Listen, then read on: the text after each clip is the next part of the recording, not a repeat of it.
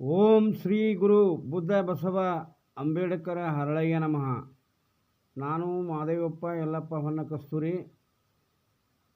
ಪರಮ ಪೂಜ್ಯ ಹವಾಮಲ್ಲಿನಾಥರ ಆಶ್ರಮ, ಭವಿಷ್ಯಲಿಂಗ ಆಶ್ರಮ, ಮನಗೂಳಿ, ತಾಲೂಕು ಬಸವನ ಬಾಗೇವಾಡಿ, ಜಿಲ್ಲೆ ವಿಜಯಪುರ. ಶ್ರವಣ ಮಾಡುತ್ತಿರುವ ಎಲ್ಲ ಸದ್ಭಕ್ತರಿಗೆ ನನ್ನ ಶರಣು ಶರಣಾರ್ಥಿಗಳು. ಇಂದು ನಾನು ಪಂಚಾಚಾರಗಳನ್ನು ನಮ್ಮ ಜೀವನದಲ್ಲಿ ಹೇಗೆ ಅಳವಡಿಸಿಕೊಳ್ಳಬೇಕು ಎಂಬುದರ ಬಗ್ಗೆ ನನ್ನ ವಿಚಾರಗಳನ್ನು ತಮಗೆ ಅರ್ಪಿಸುತ್ತಾ ಇದ್ದೇನೆ. ವಿಶ್ವಗುರು ಅನ್ನಬಸವಣ್ಣನವರು ಪಂಚಾಚಾರಗಳ ಬಗ್ಗೆ ಒಲವು ತೋರಿಸಿದ್ದರು. ಅದರಂತೆ ಶರಣರಿಗೆ ಆದೇಶಿಸಿದರು. ಶಿವದೀಕ್ಷೆಯನ್ನು ಕೊಟ್ಟರು. ಯಾರು ಶಿವದೀಕ್ಷೆಯನ್ನು ಪಡೆಯುತ್ತಾರೆ ಅವರು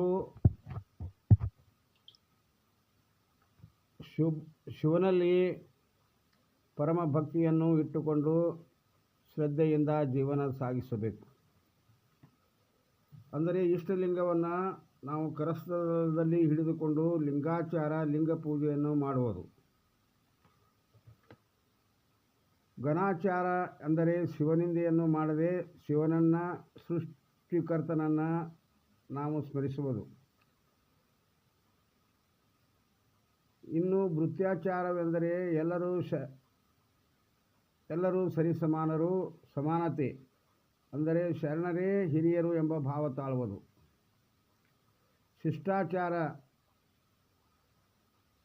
ಸಮಾನತೆಯನ್ನು ಭಾವ ತಾಳಿ ಸಮದೃಷ್ಟಿಯನ್ನು ಇಟ್ಟುಕೊಳ್ಳುವುದು.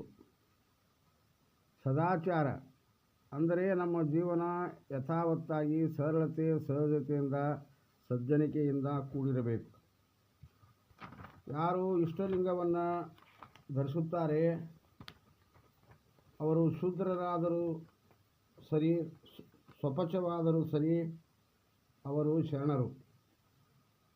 ತಮ್ಮ ಆತ್ಮಶಕ್ತಿಯ ಬಲದಿಂದ ದುಷ್ಟರನ್ನು ಶಿಷ್ಟರನ್ನಾಗಿ ಮಾಡಿ ತಾನೂ ಬದಲಾಗಬೇಕು, ಕಳ್ಳನನ್ನು ಬದಲಾಯಿಸಬೇಕು ಎಂಬುದು ವೀರಶೈವ ಧರ್ಮದ ತತ್ವ. ಅನಾಚಾರ, ಘೋರ ಅಪರಾಧ ಮಾಡಿದರೂ ಅವರನ್ನು ಕ್ಷಮೆ ಗುಣ ನಮ್ಮಲ್ಲಿ ಬರಬೇಕು. ಯಾರು ದೀಕ್ಷೆಯನ್ನು ಪಡೆಯುತ್ತಾರೆ ಅವರು ಹೊಲೆಯರಲ್ಲ. ಶಿವಲಿಂಗ ಧರಿಸಿ ಪೂಜಿಸುವುದರಿಂದ ಅವರ ಹೊಲೆತನ ಉಳಿಯುವುದಿಲ್ಲ. ಹೀಗೆ ಸರ್ವರಲ್ಲಿ ಸಮಾನತೆಯನ್ನು ಕಾಣಬೇಕು. ಪ್ರತಿಯೊಬ್ಬರ ಹೃದಯ ಮಂದಿರದಲ್ಲಿ ಅರಿವಿನ ಹಣತೆಯನ್ನು ಹಚ್ಚಿ ಸನ್ಮಾರ್ಗದಲ್ಲಿ ಮುನ್ನಡೆಸಬೇಕು. ನಮ್ಮಲ್ಲಿರುವ ಆತ್ಮಶಕ್ತಿ ಚೈತನ್ಯದಿಂದ ಜ್ಞಾನ ಕ್ರಿಯೆಗಳ ಮೂಲಕ ಸಮನ್ವಯದ ಕನಸು ಕಾಣಬೇಕು. ಹೀಗೆ ನಮ್ಮ ಭಾವ, ವರ್ಣಭೇದ, ವರ್ಗಭೇದ ತೊರೆದು ವೈಚಾರಿಕ ದೃಷ್ಟಿಕೋನದಿಂದ ನಾವು ಬೆಳೆಯಬೇಕು. ಪ್ರತಿಯೊಬ್ಬರೂ ದುಡಿಮೆಯೇ ದೇವರು, ಕಾಯಕವೇ ಕೈಲಾಸವೆಂದು ಕಾಯಕ ನಿಷ್ಠೆಯಿಂದ ಬಂದಂಥ ಹಣವನ್ನು ದಾಸೋಹದಲ್ಲಿ ಲೋಕ ಕಲ್ಯಾಣಕ್ಕಾಗಿ ಯತ್ನಿಸಬೇಕು. ಹೀಗೆ ಸರ್ವರಿಗೂ ಸಮಪಾಲು, ಸರ್ವರಿಗೂ ಸಮಬಾಳು ಎಂಬ ಧೋರಣೆ ತಾಳಿದಾಗ ನಮ್ಮ ಸಮಾಜ ಸ್ವಾಸ್ಥ್ಯದಿಂದ ಕೂಡುತ್ತದೆ. ನನಗಿಂತ ಕಿರಿಯರಿಲ್ಲ, ಶಿವಭಕ್ತರಿಗಿಂತ ಹಿರಿಯರಿಲ್ಲ ಎಂಬಂತೆ ನಾನು ಎಂಬುದನ್ನು ತೊರೆದು ಅಹಂವನ್ನು ಅಳಿದು ನಿರಹಂಕಾರಿಗಳಾಗಬೇಕು. ಯಾರು ನಾನು ಎಂಬ ಅಹಂವನ್ನು ತೊರೆಯುತ್ತಾರೆ ಅವರ ಬದುಕು ಸಾರ್ಥಕವಾಗುತ್ತದೆ. ನಾನು ಎಂಬ ಅಹಂಭಾವ ಹೆಚ್ಚಾದಂತೆ ಮಾನವ ಸ್ವಾರ್ಥಿಯಾಗುತ್ತಾನೆ. ಆದ್ದರಿಂದ ಶರಣರ ಹಿತನುಡಿಗಳೇ ನಮಗೆ ಒಡಲೆಂಬ ಬಂಡಿಗೆ, ಮುಡಶರಣರ ನುಡಿಗಳನ್ನೇ ಕಡೆಗೀಲು ಎನ್ನುವಂತೆ ನಾವು ಶರಣರ ವಚನಗಳನ್ನು,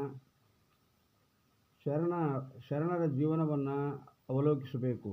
ಆತ್ಮಾವಲೋಕನ ಮಾಡಿಕೊಂಡು, ಆತ್ಮವಿಮರ್ಶೆ ಮಾಡಿಕೊಂಡು ಲೋಕದ ಡೊಂಕನ್ನು ತಿದ್ದುವ ಬದಲು ನಮ್ಮ ಡೊಂಕನ್ನು ತಿದ್ದುಕೊಳ್ಳುವುದು, ಸಂತೈಸಿಕೊಳ್ಳಬೇಕು.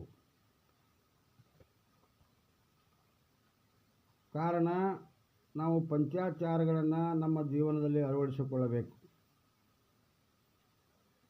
ಅಂದರೆ 3 ಯೋಗಾಂಗದಲ್ಲಿ ನಾವು ಸ್ಥಿತಪ್ರಜ್ಞರಾಗಬೇಕು. ತ್ಯಾಗಾಂಗದಲ್ಲಿ ಭಕ್ತ ಮಹೇಶ್ವರ ಸ್ಥಳಗಳಾದರೂ ಭೋಗಾಂಗದಲ್ಲಿ ಪ್ರಸಾದಿ ಪ್ರಾಣಲಿಂಗ ಸ್ಥಳಗಳಾಗಬೇಕು. ಯೋಗಾಂಗದಲ್ಲಿ ಶರಣ ಐಕ್ಯ ಸ್ಥಳಗಳು. ಹೀಗೆ ಇಷ್ಟಲಿಂಗದಿಂದ ಆಚಾರಲಿಂಗ, ಗುರುಲಿಂಗ, ಪ್ರಾಣಲಿಂಗದಿಂದ ಶಿವಲಿಂಗ, ಜಂಗಮಲಿಂಗ, ಭಾವಲಿಂಗದಿಂದ ಪ್ರಸಾದಲಿಂಗವಾಗಿ ನಾವು ಐಕ್ಯವನ್ನು ಪಡೆಯಬೇಕು. ಇನ್ನು ಶರೀರದ ನಾಸಿಕ, ಜಿಹ್ವೆ, ನೇತ್ರ, ಸ್ತೋತ್ರ ಈ ಮುಖಗಳನ್ನು ನಾವು ಇಂದ್ರಿಯಗಳಿಂದ ಬಂದ ಪದಾರ್ಥಗಳನ್ನು ಆ ಶಿವ